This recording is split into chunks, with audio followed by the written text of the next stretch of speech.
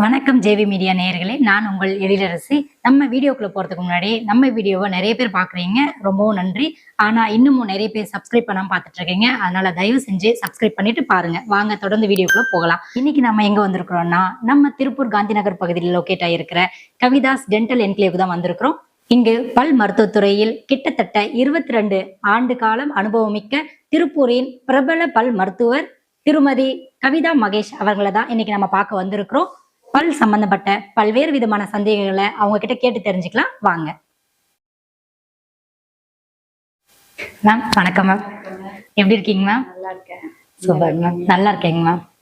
Ma'am, பல் சம்பந்தப்பட்ட பல விதமான சந்தேகங்கள் வந்து நம்ம மக்களுக்கு இருக்குங்க மேம். அதை பத்தி உங்ககிட்ட இன்னும் டீட்டெயில்ஸா கேட்டு தெரிஞ்சுக்கலாம் அப்படின்னு தான் மேம் வந்திருக்கிறோம். மேம், இப்போ நம்ம ப்ரஷ் பண்றோம், அது எந்த முறையில வந்து நம்ம ப்ரஷ் பண்றது வந்து சரியான முறைங்க மேம்? கரெக்ட் ப்ரஷிங் டெக்னிக்ல நம்ம ப்ரஷ் பண்றது தான் நல்லது. அது நிறைய பேர்த்துக்கு தெரியறதில்ல. தப்பான முறையில் விளக்குறாங்க பல்ல. அப்போ வந்து என்ன ஆகும், பல் ஆட்டோமேட்டிக்காக அது தேய ஆரம்பிக்கும், எனாமல் தேஞ்சிரும். ஸோ நான் கரெக்டான பொசிஷன் உங்களுக்கு ப்ரஷிங் எப்படி சொல்லித்தர்றது, இல்லை எப்படி பண்ணுறது அப்படிங்கிறது நான் சொல்லித்தரேன். ஓகே, அது பார்த்துக்கலாம். ப்ரஷிங்னா வந்து நிறைய நேரம் பண்ணாதான் பல்லு வந்து நல்லா சுத்தமாகும் அப்படிங்கிற ஒரு இதுவும் இருக்கு. அந்த மாதிரி இல்லை. கரெக்டான ப்ரஷிங் டெக்னிக்ல 2 to 3 minutes நம்ம பல் விளக்குனாலே போதும். ஆனா அது எப்படி விளக்குறது அப்படிங்கறத நான் காமிக்கிறேன். இப்ப வந்து கீழ இருந்து மேல ரொட்டேஷன் மூமெண்ட்ஸோட நம்ம கொடுக்கணும். ஓகே, அப்படி கொடுக்கும்போது மேலையும் எல்லா பல்லோடைய எல்லா சைடுமே கிளீன் ஆகும். இப்படி விளக்கணும். அந்த ரொட்டேஷன் மூமெண்ட்ஸ் கீழ இருந்து மேலையும் கரெக்டா ரொட்டேஷனோட கொடுக்கணும். அப்ப பார்த்தா எல்லா பல்லும் எல்லா சர்ஃபஸும் நம்ம கிளீன் பண்ணிடுவோம்.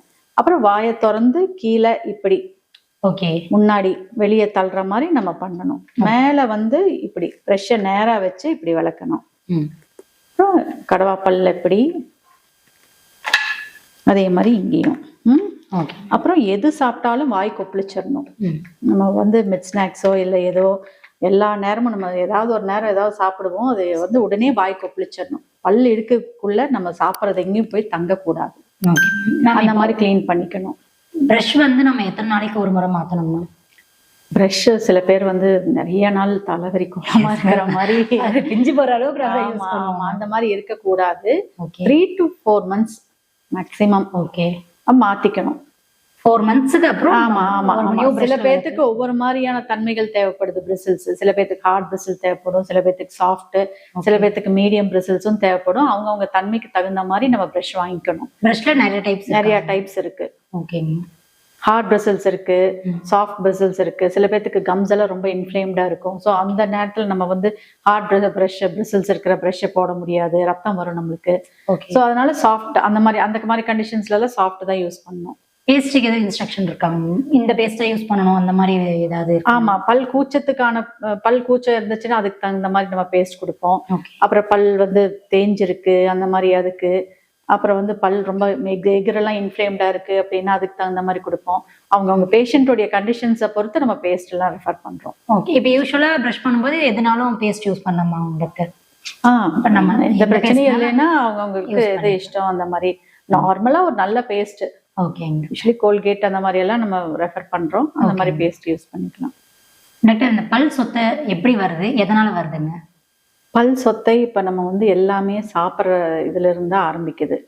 பல் சொத்தை நம்ம சாப்பிட்றோம், சாப்பிட்டுட்டு வாய் சரியா கொப்பளிக்காம இருக்கும்போது அந்த பல் இடுக்கு பல் மேல இருக்கிற அந்த க்ரூவ்ஸ் அண்ட் இதெல்லாம் இருக்கும் பல்லு மேல. அதுல போய் சில பேர்த்துக்கு டீப்பா இருக்கும், அங்க போய் பல் சாப்பிட்றதெல்லாம் போய் தங்கும்போது 2 நாள் இருக்கும், 3ஆவது நாள் அது உள்ள டீப்பா போய் கேரியஸா ஒரு கருப்பு இதா ஃபார்ம் பண்ணிரும். அதுதான் சொத்தை. அது அப்படியே சொத்தை ஆகி உள்ள போயிரும், அப்படி பல் அரிச்சிரும். இப்போ பல் சொத்தை ஆனதுமே அந்த பல் எடுக்கிறது அதுக்கு ஒரு தீர்வா டாக்டர்? இல்ல இப்ப முதல்ல அந்த மாதிரிதான் இருந்தது. இப்ப எல்லாமே லேட்டஸ்டா நம்ம பண்ணிட்டு இருக்கோம். பல் வலி வந்துச்சுனாலே உடனே அதை வலி வர்றதுக்கு முன்னாடி சின்ன கருப்பு புள்ளி வந்தா கூட அதை நம்ம அடைச்சுக்கலாம் மேலால. அதுக்கப்புறம் திருப்பி வலி வந்துருச்சு அப்படின்னா நம்ம ரூட் கெனால் ட்ரீட்மெண்ட்ஸ் எல்லாம் இருக்கு, அந்த மாதிரி பண்ணிக்கலாம். லேட்டஸ்ட் ட்ரீட்மெண்ட்ஸ் எல்லாம் இருக்கு. அந்த மாதிரி பண்ணிட்டோம்னா வலியே இருக்காது. அதுக்கப்புறம் பல்லும் எடுக்க வேண்டியது இல்லை.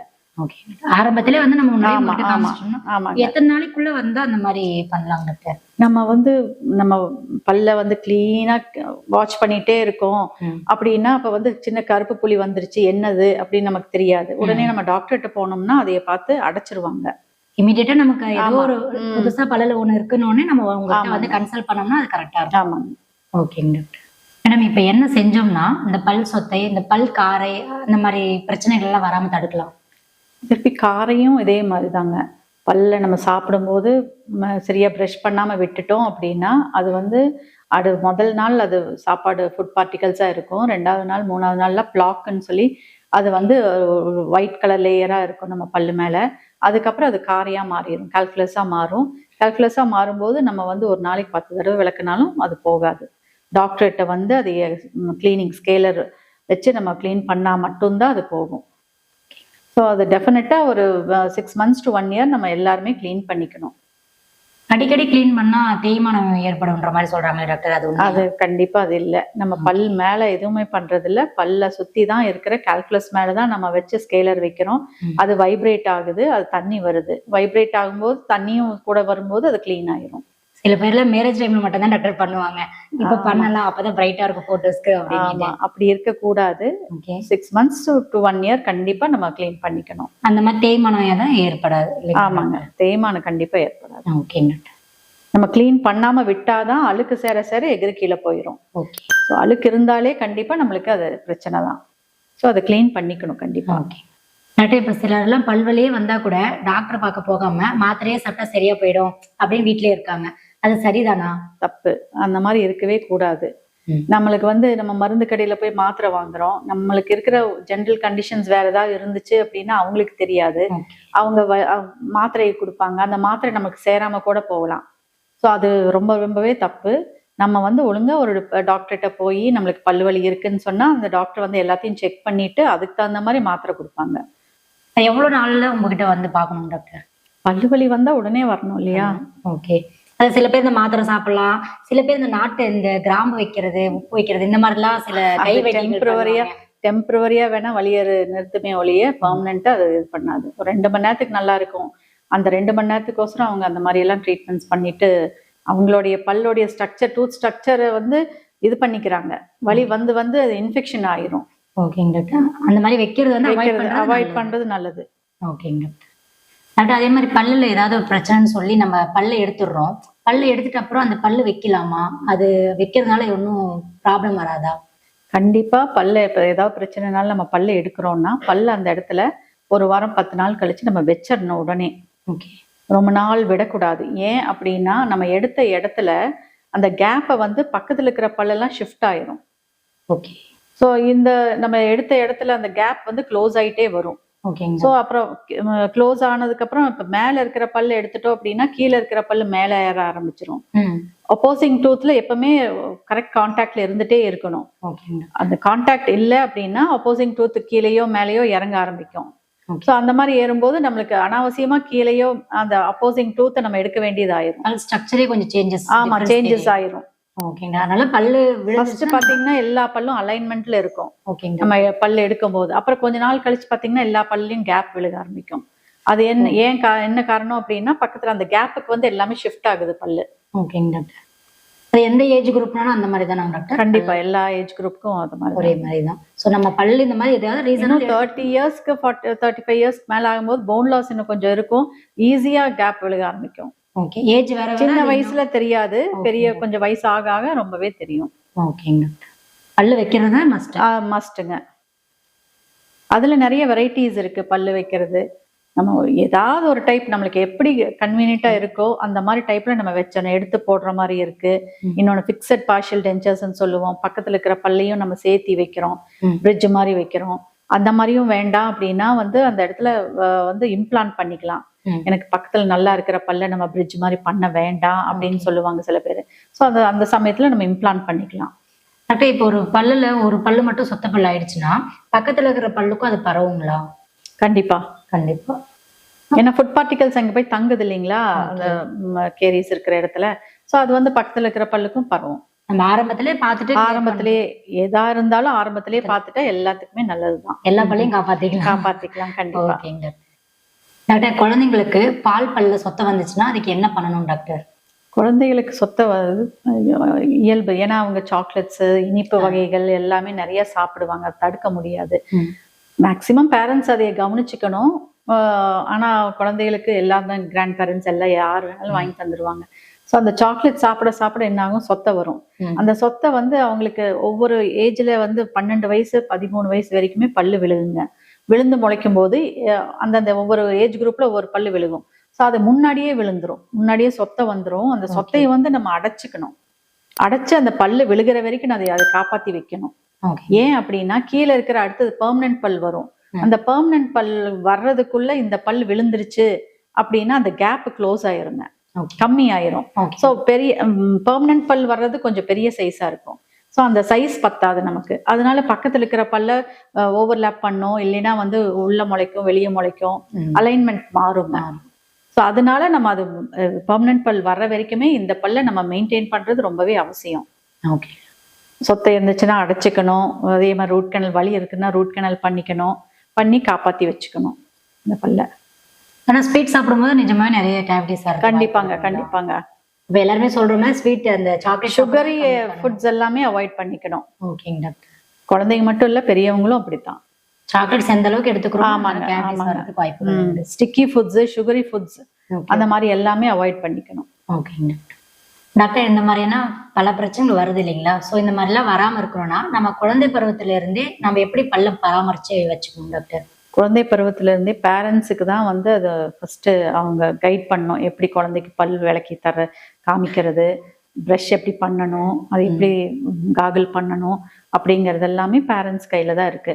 ஸோ அதை நம்ம சின்னதுலேருந்தே அவங்களுக்கு பழக்கணும். காலையில ஒரு தடவை, ராத்திரி ஒரு தடவை ப்ரஷ் பண்ணணும் அப்படின்னு சொல்லி. அப்புறம் எது சாப்பிட்டாலும் வாய் கொப்பளிக்க வச்சுக்கணும். இந்த மாதிரி எல்லாம் இந்த ஓரல் ஹைஜீன்ஸை மெயின்டைன் பண்றதுக்கு சொல்லி தரணும்.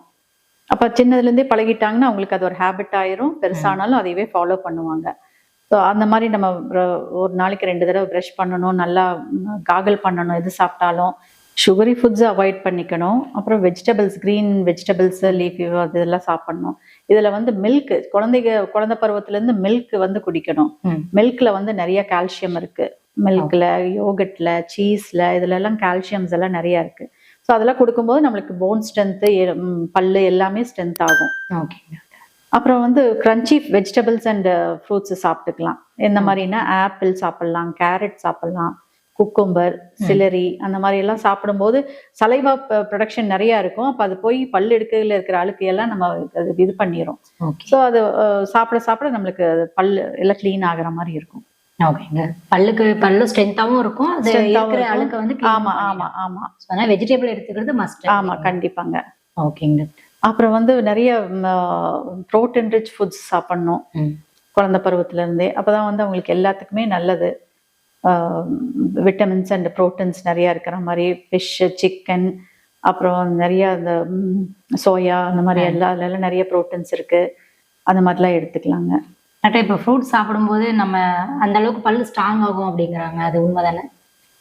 எந்த அளவுக்கு நம்ம ஃப்ரூட் சாப்பிடுறோமோ அந்த அளவுக்கு நல்ல பல்லு ஸ்ட்ராங் ஆகும். கரும்பெல்லாம் சாப்பிடும்போது பெரியவங்க சொல்லுவாங்க, கரும்பு எந்த அளவுக்கு சாப்பிடுங்க அப்பதான் உங்க பல்லு ஸ்ட்ராங்கா இருக்குன்னு அப்படின்னுவாங்க.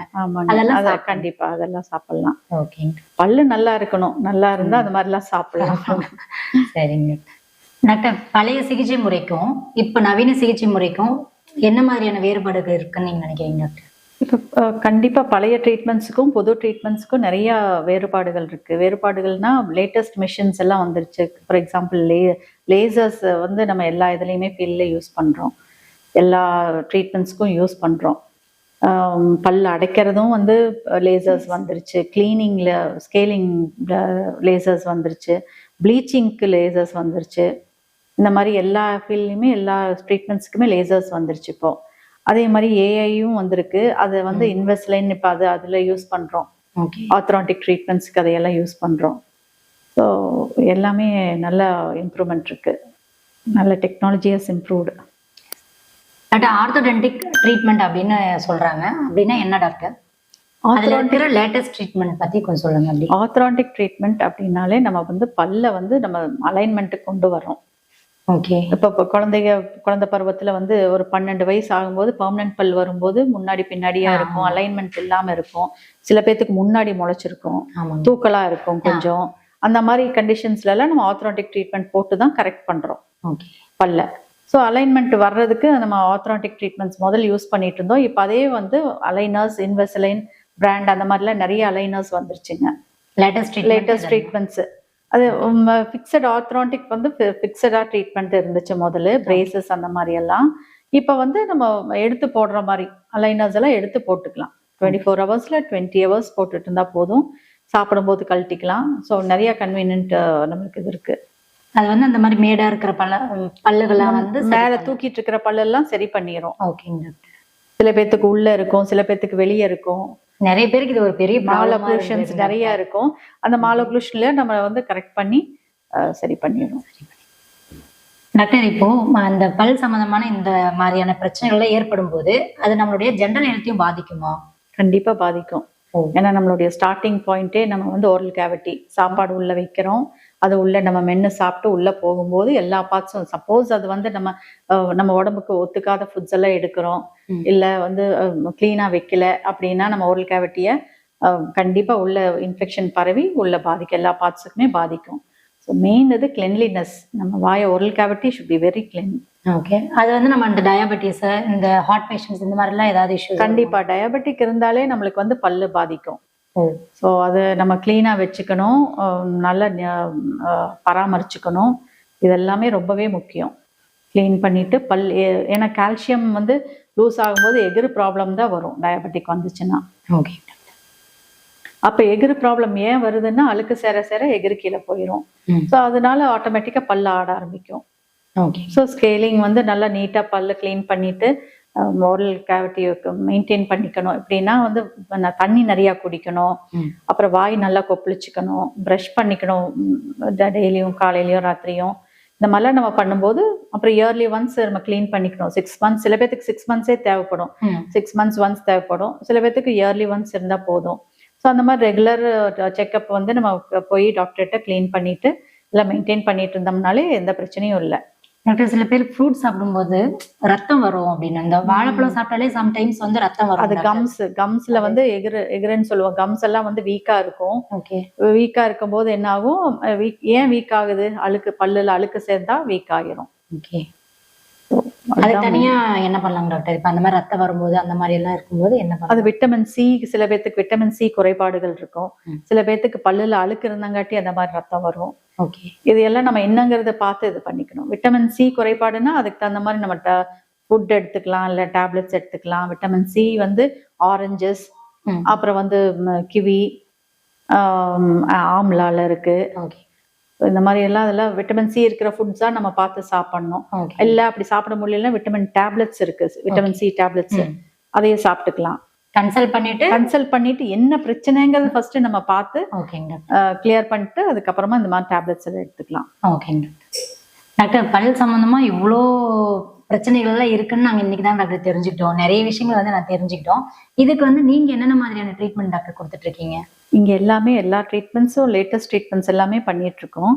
பல்லு எடுக்கிறது, பல்லு வைக்கிறது, கிளீன் பண்றது, அடைக்கிறது, பல்லு அடைக்கிறது, லேசர்ஸ், ப்ளீச்சிங், அப்புறம் வந்து ஆர்த்ரான்டிக் ட்ரீட்மெண்ட்ஸ், அலைனர்ஸ் எல்லாமே பண்ணிட்டு இருக்கோம். இம்ப்ளான்ஸ் எல்லாமே, என்ன லேட்டஸ்ட் ட்ரீட்மெண்ட்ஸ் இருக்கோ எல்லாமே பண்ணிட்டு இருக்கோம். கான்ஃபிடன்ட் எல்லாம் வந்தாலும் உங்ககிட்ட வந்து வெளியே போகும்போது கான்ஃபிடன்ட். கண்டிப்பா.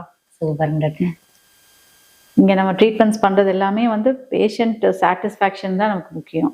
டாக்டர், இவ்வளோ நேரம் உங்களோட டைம் ஒதுக்கி எங்களுக்கு ரொம்ப அழகாகவும் தெளிவாகவும் எங்கள் வியூவர்ஸ்க்காக இவ்வளோ நேரம் எக்ஸ்பிளைன் பண்ணீங்க. பல்லு சம்மந்தப்பட்ட பிரச்சனைகளை பற்றியும் பல்லுக்கு உண்டான அறுவை சிகிச்சைகளை பற்றி சொன்னீங்க டாக்டர். அது ரொம்பவும் எங்கள் வியூவர்ஸ்க்கு வந்து ஹெல்ப்ஃபுல்லாக இருந்திருக்கும்னு நினைக்கிறேன் டாக்டர்.